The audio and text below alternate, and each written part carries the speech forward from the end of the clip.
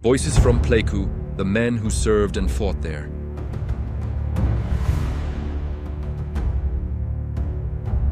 Stephen Shell, and I was sergeant, and I was at Pleiku Air Base, 633rd Combat Support Group, 633rd Security Police Squadron. March 1967 to March 1968. But let's start off with Pleiku, and how did you wind up in Vietnam?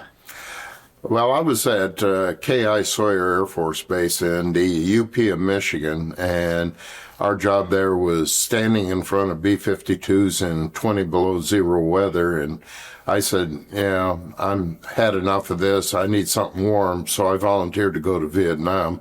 I know that sounds crazy, but that's exactly what I did.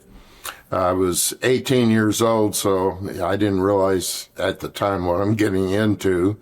I mean, I knew there was a war, but that's how I got to Pleiku. I originally went into Cam Ranh Bay, and they sent me to Phuket Air Base. And I was there for about 3 weeks, and there was like 5 of us that came in at the same time. They said that Pleiku was short of security police or air police at the time. And so they sent 5 of us to Pleiku, and that's how I got to Pleiku. The B-52s, and weren't the B-52s, did they have an emergency landing strip there at Phuket? And then it was like F-4 base at Phuket? Well, I was at 100s? I was at Phuket before they had the air. It was actually operational. They were building everything when I was there. And so we didn't really have the aircraft there at the time. What was the difference between the two locations in your... Well, the big difference was that obviously Phuket was not in the Central Highlands where Pleiku was. So Pleiku is more of a mountainous area where Phuket was more flat. What were you doing as your job, your MOS, your position while you were in Pleiku? I was a security police responsible for the protection of the air base and all of its assets.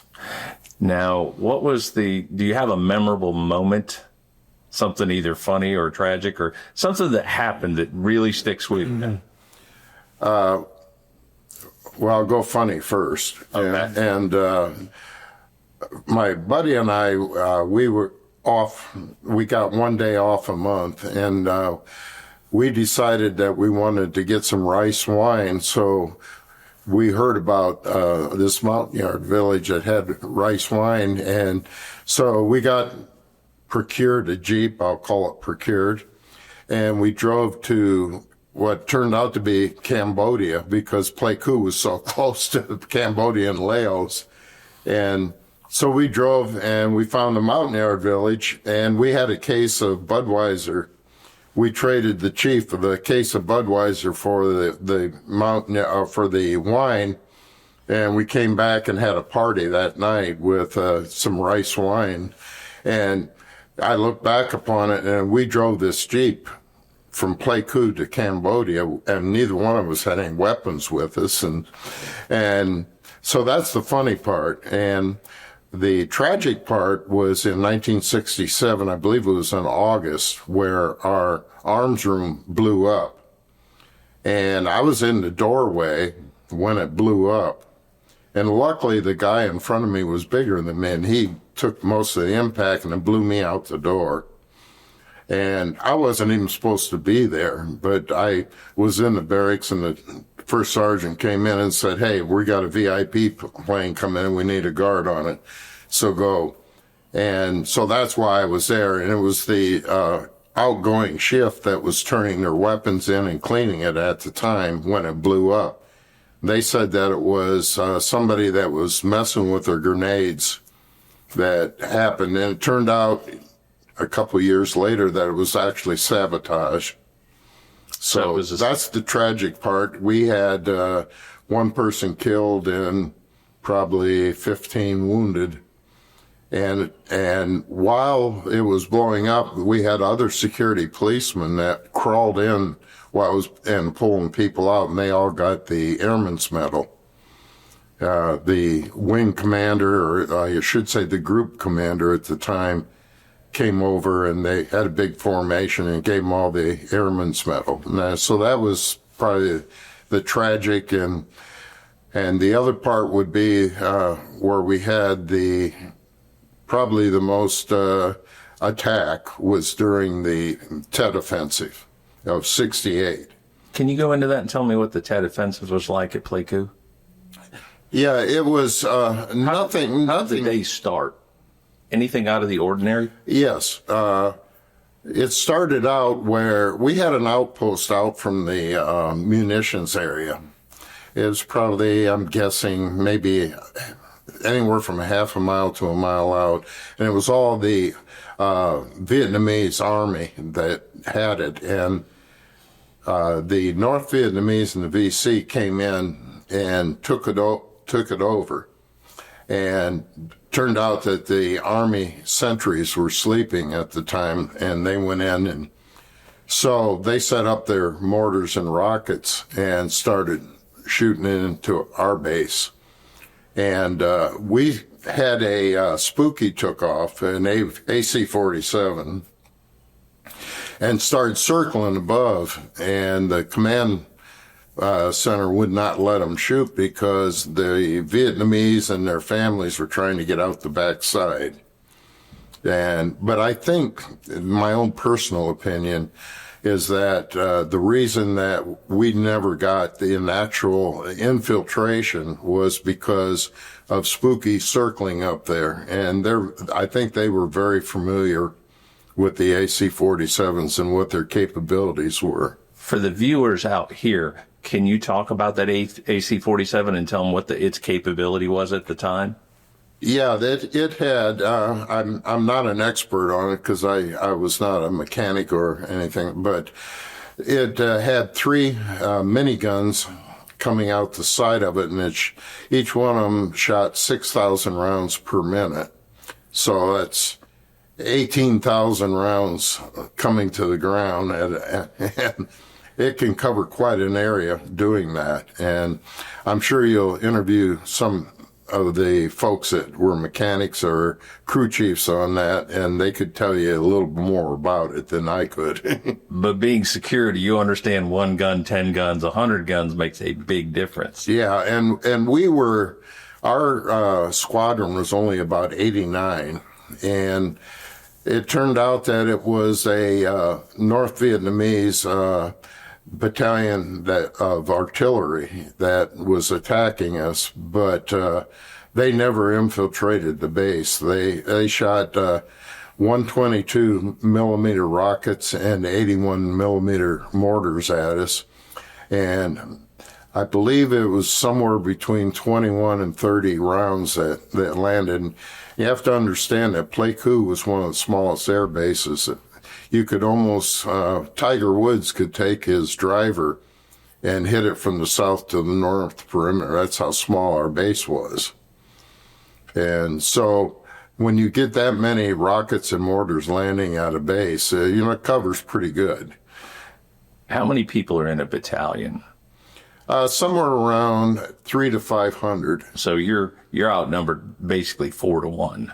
4 to 1, right. And that, and we, like our north perimeter where we had approximately 15 people that guarded the munitions area, and at one, on a normal. So we have a quick response force, and we have our strike teams, which would reinforce those people, but still, it's not even close to if we actually would have had a infiltration of such as they had at Tonchanout and Benoit, where it was a couple battalions that attacked them. But we were very fortunate in what we had. So where else did you serve? Did you serve anywhere else other than Pleiku during Vietnam? No, it was just Pleiku. I started out at Phuket and then went to Pleiku, and that was it. And then after my year, I left in March of 1968. What'd you do after that? I came home on leave, met my wife, and we dated, and I left for England, and I was stationed at Bentwaters RAF. What'd you do there? Same thing. Same thing. Security police, and we guarded F-4Cs that were uploaded, ready to take off, and during the Cold War. I think that leads us into the conversation you were having with these gentlemen about why did you go in the Army? Can you tell us why you went in the Army? Yes. Well, it was, I had about a 8-year break between the Air Force and the Army because I was raising my family and going to college. And so I went in the Army, and the reason I went in the Army is I said, I'll never stand in front of another aircraft. Thinking back to our K.I. Sawyer, where it was like 20 below zero, and you're standing there for 8 hours in that kind of weather, it's just brutal from the mind standpoint. What was your Army experience like? My Army experience, I entered as a military policeman, staying there because my degree was in criminal justice. And I was going to go to OCS, which is officers' school, and I was too old. They wouldn't let me in because I was 32 and the break-off was 28 at the time. And so I said, well, I can still go in enlisted and then get into CID and become a warrant officer, which is a good position. But when I spent a little bit of time doing law enforcement, and then I went into the criminal investigation. And most of my time in criminal investigation was doing protective service. I actually was in charge of putting together a detachment at headquarters UCOM in Stuttgart, Germany. And at that time, there was no military police school in the academy for protective service. So I had to put together, the vehicles, the weapons, the personnel, and get the training. And I had a lot of help, obviously. I didn't do it all on my own. And we uploaded the detachment, and we had some pretty interesting time in protective service. I'll give you a couple examples. I was in charge of protective service in Beirut, Lebanon, during the time where the Israelis and the Shiites were fighting, and the United Nations forces were there, but they didn't do anything. They were just sitting there. And so I had to do route recons and do advanced work similar to what the Secret Service does, and getting ready for the VIPs to come in. And I was there when the Marine compound blew up. I was out at the airport, which is probably about half a mile away from the Marine compound. And we heard and felt the impact of the explosion, and didn't know what it was at the time. And that night, the RSO at the embassy came and told me that I needed to move out of where we were at, because we were staying where the PLO's old headquarters was. And they said that the Shiites had marked us and we needed to move. So we went out to the Independence at night, and then came back in the morning. And so that was my time in Beirut. I did 3 missions in Beirut during that time. One of the other times was we were doing protective service in Cairo, Egypt. And I went in on doing the advanced work and worked with their security. And we brought the principal in at the time, who was a 4-star, General W. Y. Smith. And we were sitting in the bleachers behind, and all of a sudden they had a military review that was going, and it stopped, and they jumped off and started throwing grenades and shooting, and they killed the president, And the So I grabbed my principal as a 4-star general and pushed him down, laid on top of him, and the aide-de-camp didn't get down fast enough, and he got AK-47 round in his foot. And he was an F-16 pilot, which ruined his career. But that was probably the two most stressful times that I did in protective service. And after Germany, then I went to Fort Sheridan in North Chicago and was in charge of doing physical security for the 4th Army, inspecting reserve centers in 6 states in the Midwest there.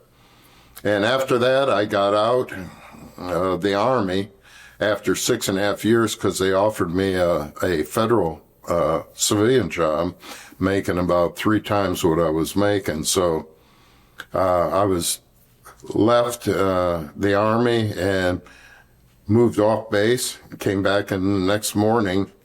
I was the NCOIC on Friday, came back in on Monday as the OIC, as a GS-12, and worked there for a couple years, and they came down on the Breck closure list, and a friend of mine was, he was in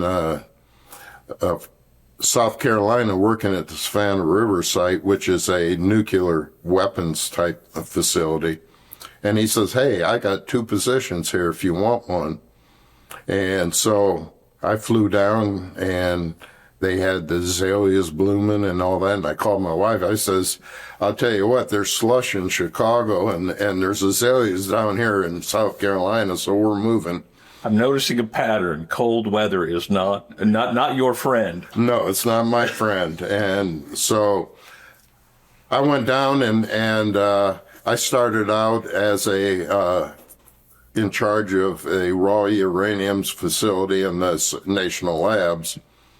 And then a year later, I got promoted to the Intelligence Operations Specialist, which is a GS-13, and then worked intelligence with the FBI for a while. And then the following year, I got promoted again, and then I became a supervisor of some of the security personnel there. And interesting, after 9/11, during 9/11, I'll give you a little history on the 9/11. I was in my office, and I was in charge of all emergency services at the site. The emergency management folk called me up, and they said, hey, you need to get down here. And I went down, and that's when the first aircraft had hit. And so we started pulling our contingency plans out, and because we all knew that a airliner just doesn't hit the World Trade Center. And just then the second one hit. And so we did all of our contingencies, increasing our security, and I had to get ahead, call NORAD and get permission for our aircraft. We had helicopters that were gunships, and which our SRT, our SWAT team could repel in and stuff like that. And so we increased our security, and actually nothing happened, as you can well imagine, but we were prepared. And after 9/11, I got assigned to the FBI's Counterterrorism Task Force as a collateral to what I was normally doing. And so I worked with the FBI Counterterrorism, and my job was dirty bombs. And my job was to, if there was a dirty bomb, to coordinate all the response to it. Can you explain what a dirty bomb is for the... Yeah, a dirty bomb is where they take and it's a nuclear, it's waste, nuclear waste, and you can explode it, and it goes over an area, and eventually it's going to cause cancer to people, and it's not like a nuclear explosion. So my job was a response that we had a different groups that would come out of Nellis Air Force Base that would respond to that, and that was my job to coordinate all that. We covered our counterterrorism task force just countered the southeast. Anything in the southeast we were responding to. We did threat assessments on different positions and did counterintelligence with active groups in the U.S. that we knew of, and after that, I ended up going on, and in 2001 or 2007, I retired. I had worked for 31 years in federal service, and I decided that I was not going to stop,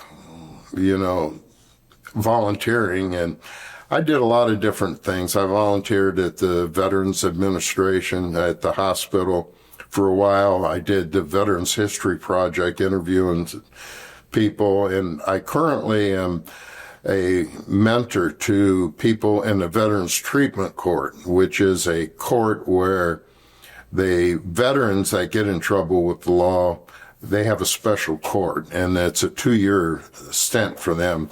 And my job is to mentor them to try to help them get back into society as a decent person, I guess I would say. How's that working? How are you finding that? The people that I am in charge, well, I'm not in charge of, but mentor,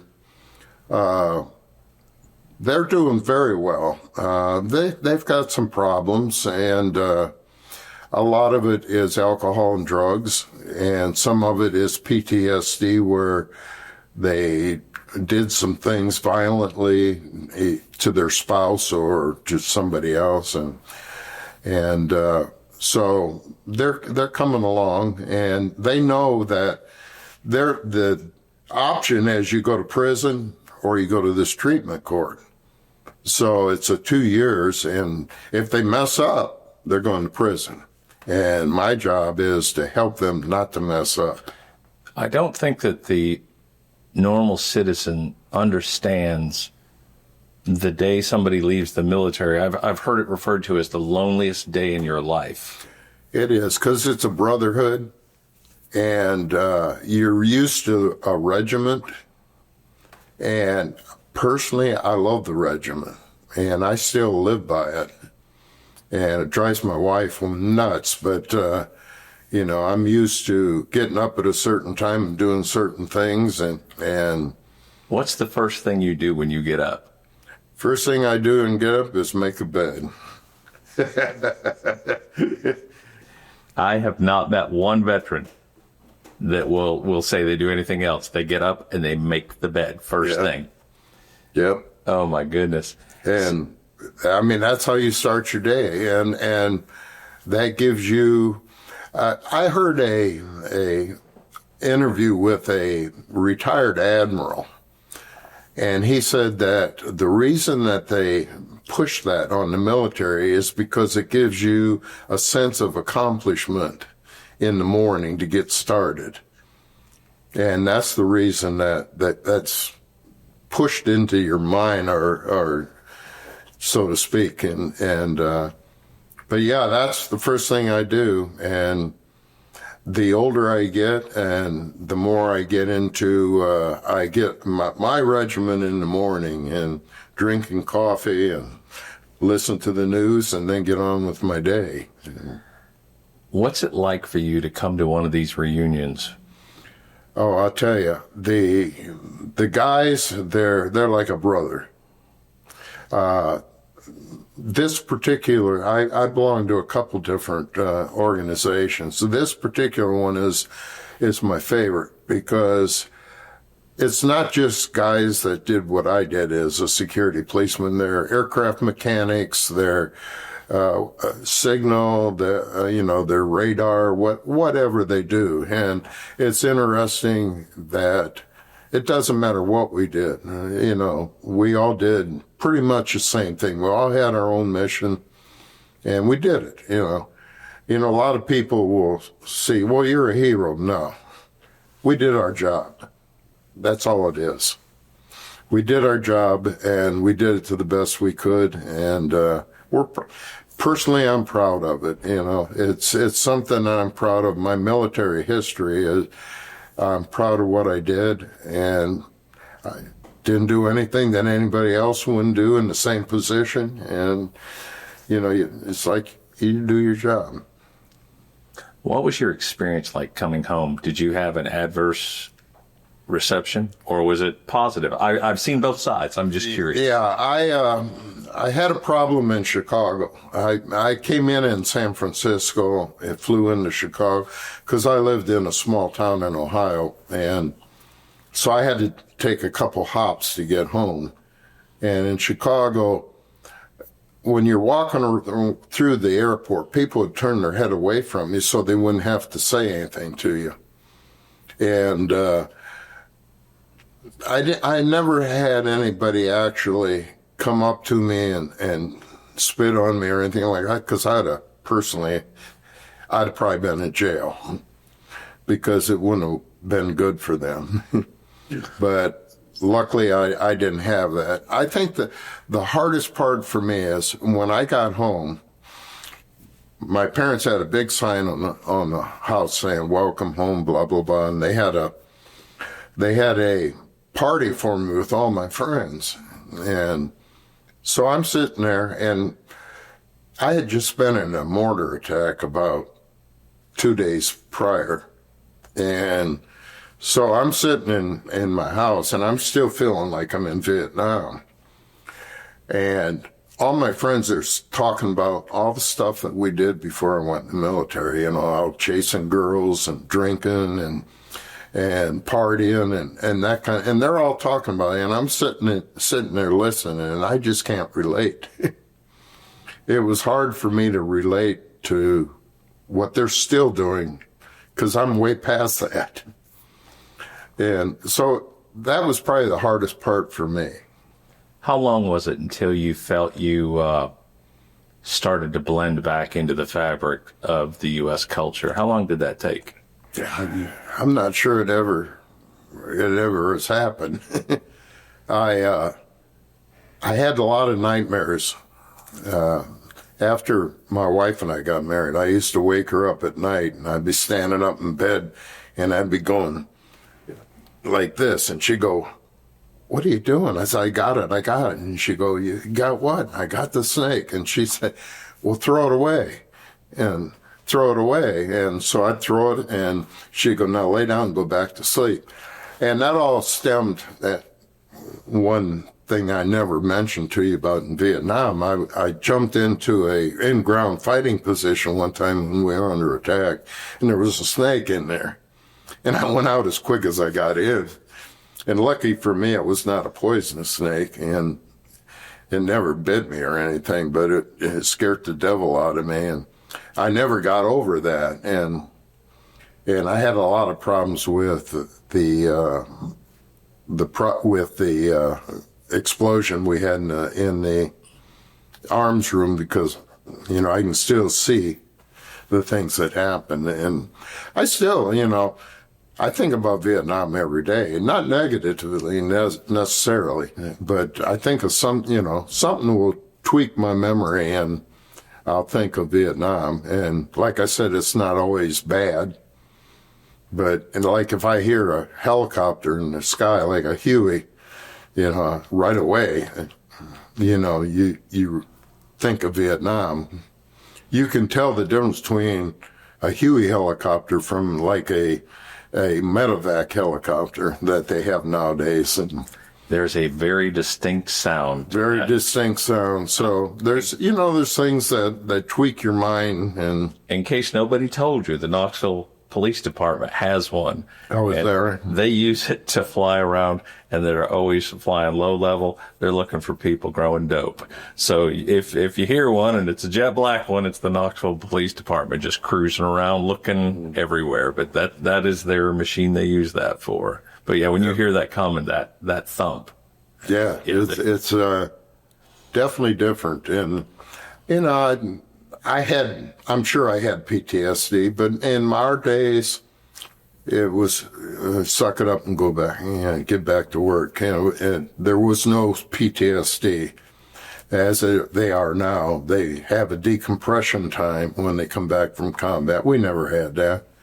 I went right back to doing the security work at an air base, and it was like you'd never been to war. But that's pretty much it. That's Fantastic.